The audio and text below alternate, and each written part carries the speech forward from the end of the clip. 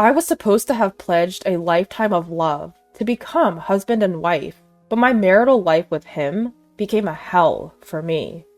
Parents-in-law who dote on their son, and a husband who prioritizes his parents over me.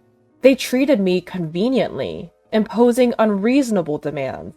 I won't let such people ruin my life. To punish everyone, I concocted a surprise. My name is Alyssa, 29 years old. I've been married to David for a year now.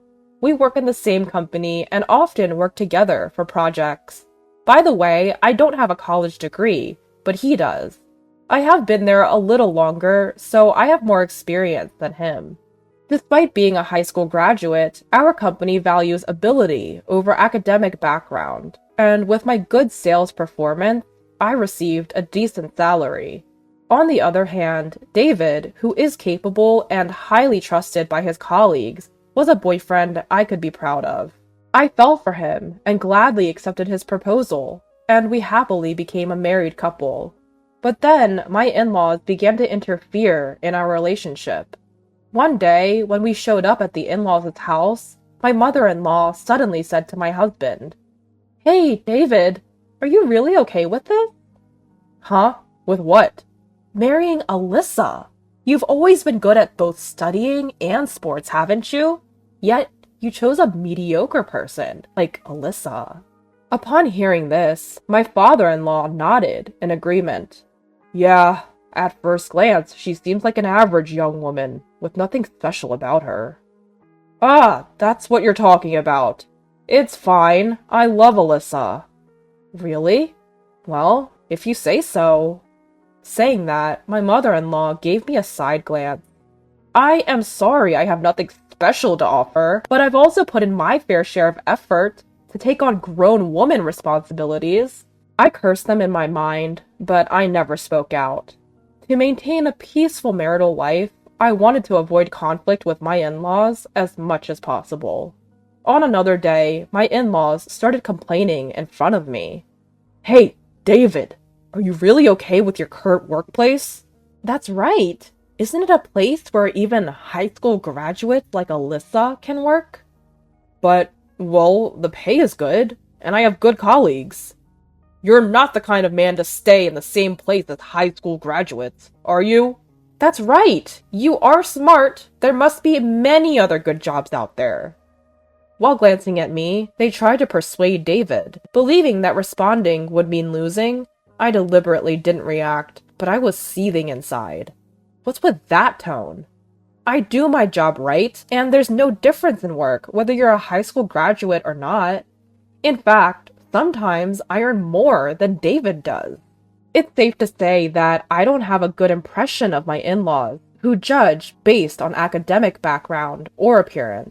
However, they don't physically bully me, and I don't suffer much direct harm. I told David in advance that I was a high school graduate, and knowing that, he told me, "I love everything about Alyssa."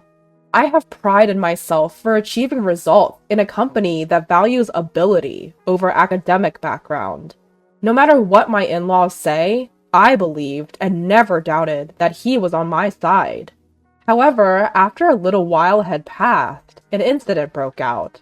My husband, out of nowhere, began speaking of something unbelievable. "Hey, I've been thinking. I've decided to switch to a different job." "What? Wait, what are you talking about all of a sudden?" "Well, I was talking to my parents and I just realized. Our company even takes in a high school grad like you, Alyssa. I mean, I have a college degree, so there must be a better job out there for me." "Hey, are you serious? You're making fun of both me and the company, aren't you?" "But it's true, isn't it? There's no need for me to work at a job that even a high school graduate can do. Plus, my mom said she could introduce me to a job through someone she knows." "Stop it. We are blessed with a good work environment, and now you say something like this?" "You're nagging. I finally realized I'm not someone who should be stuck in a place like this." So this is the result of his parents influencing him. He seemed to have taken his parents' words at face value and convinced himself that he was an excellent individual capable of aiming higher. The very next day, without discussing it with me, he submitted his resignation and casually left the company. Only a year into our marriage, my husband had resigned from the company where we met, and did so without second thought. Afterward, he switched to a factory job introduced by his mother-in-law, where his salary dropped to about half of what it was. The only advantage, if any, was that it was close to home, making commuting easier.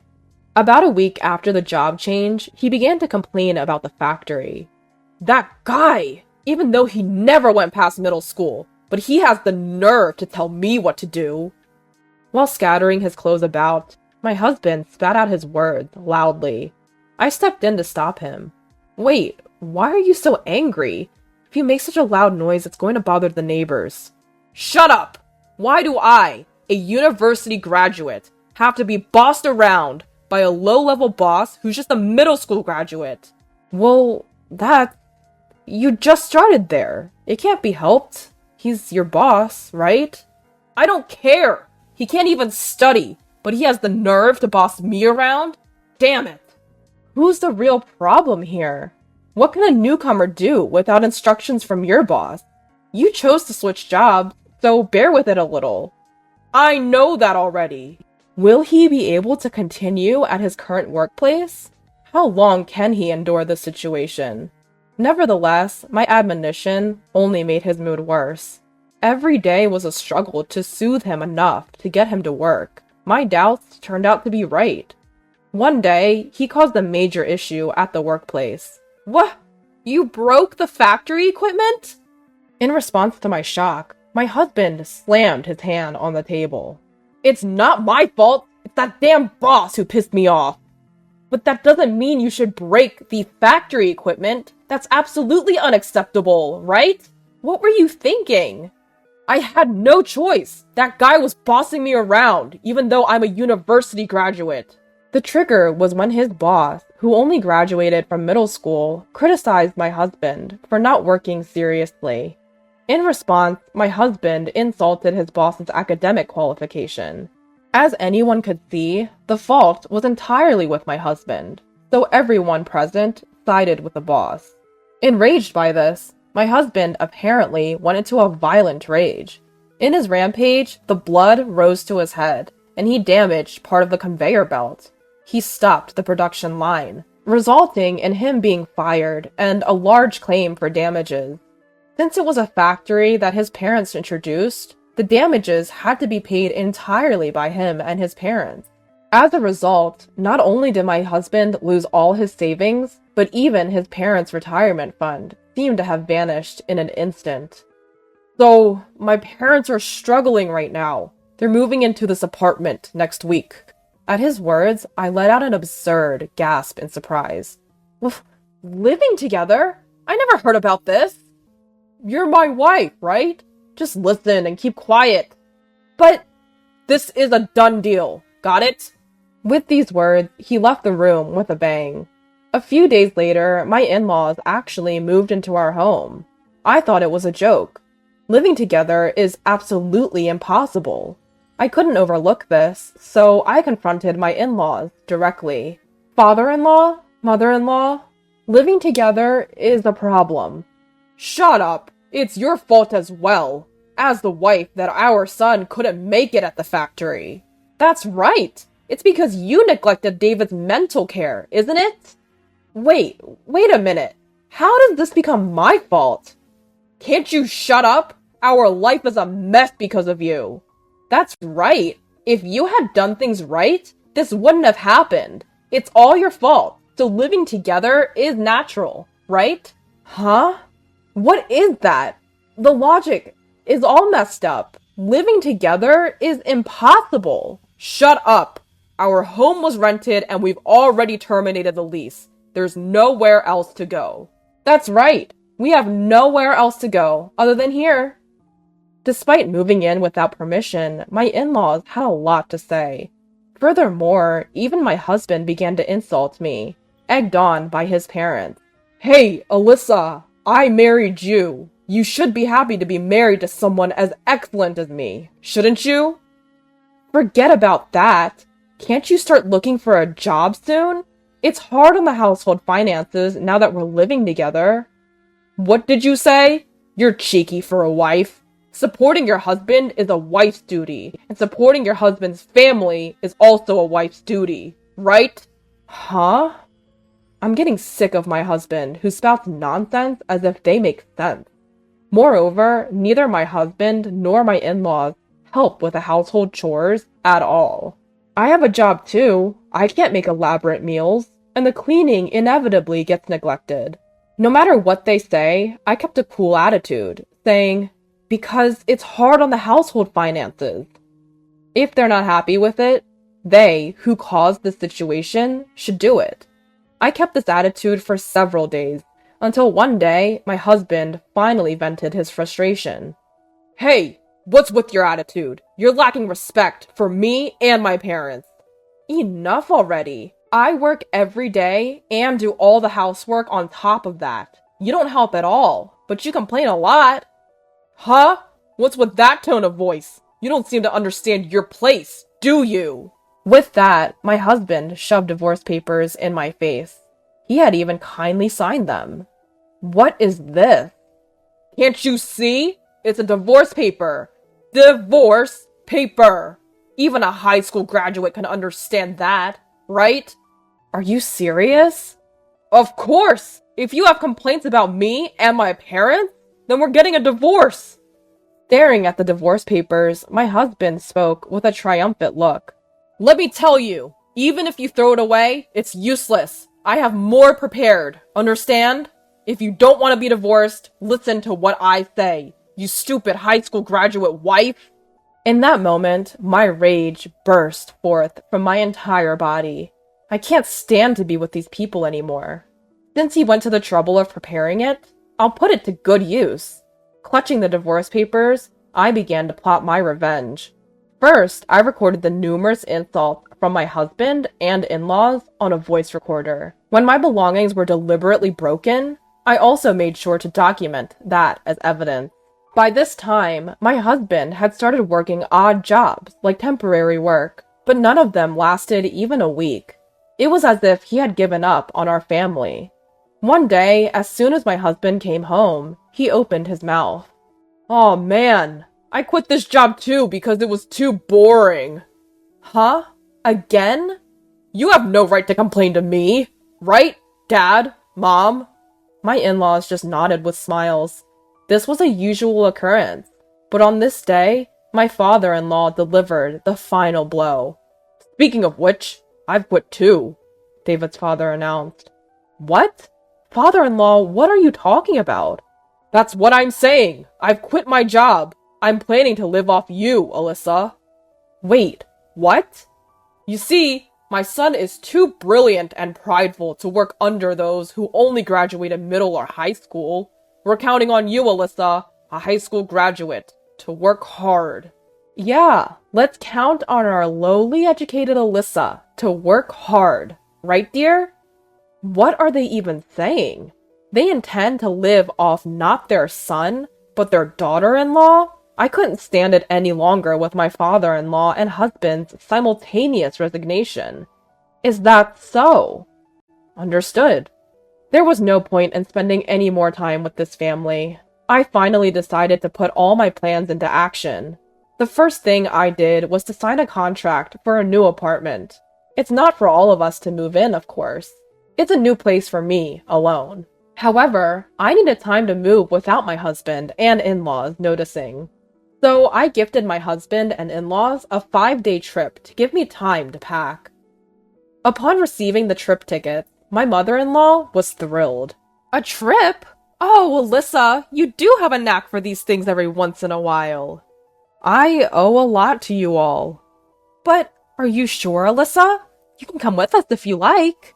"No, I have work, and please enjoy yourselves without any interruptions." "Oh, really? Well then, we'll take you up on your offer, and have a blast." When the three left for the trip in high spirits, I carried out my planned move. During this time, I shipped my husband and in-laws' belongings to the weekly apartment I had booked, and canceled the current apartment lease. Of course, I bore all these expenses. It was a painful outlay, but I decided to consider it a necessary expense for my revenge. A few days later, my husband, who must have returned from the trip, called me. "Hey, what the hell is going on? I can't unlock the door." With a smirk at the sound of my husband's frantic voice, I calmly responded, "I suppose. I've already canceled that apartment." "What? Canceled? What are you talking about? Explain properly." "For now, I've stored all of our belongings in a weekly apartment nearby. Feel free to do as you wish from there." "What? What does that mean? You always doing as you please. If you get too cocky, you'll pay for it later." "Are you threatening me? Should I call the police?" "Damn it." As my husband cursed, "How dare you, my foolish wife!" I dropped a bombshell.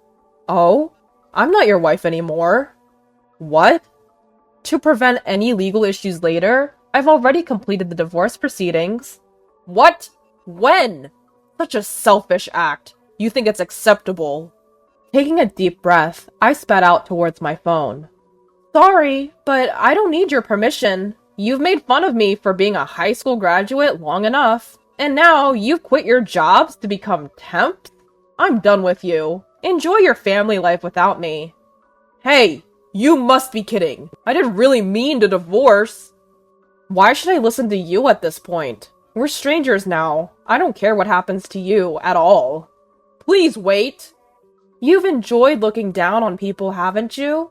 I can easily imagine your struggles, and it makes me laugh. Go as low as you can with your family, you trash," I said, and promptly hung up the phone. After that, my husband David kept badgering me with phone calls, but I ignored them all. Later, David and my in-laws caused a ruckus at the entrance of the apartment building, dramatically damaging part of the mailbox, which ended up becoming a police matter. Apparently, they were taken away as is. Ultimately, they were asked to pay for the damages to the mailbox, which added to their debts. Truly, they are a hopeless family. The lease for the weekly apartment where I sent my things is about to expire. Since they do not know my new address, they can't rely on me. I can't help but wonder how David, who quit his job at the same time as his father and his stay-at-home mother, are going to survive from here on out. To make matters worse, my in-laws have even canceled the lease of their rented family home. I can almost see them sinking into a bottomless swamp. I can't help but admire my well-executed plan. I don't know how they're going to survive from here on out, and frankly, I don't care. But it's clear their future isn't bright. They brought this upon themselves. On the other hand, I am living carefree in my new home alone. Being able to spend my time leisurely without anyone bothering me is the ultimate bliss. For the time being, I don't think I'll be living with anyone else. From now on, I plan to thoroughly enjoy my time, free of any worry.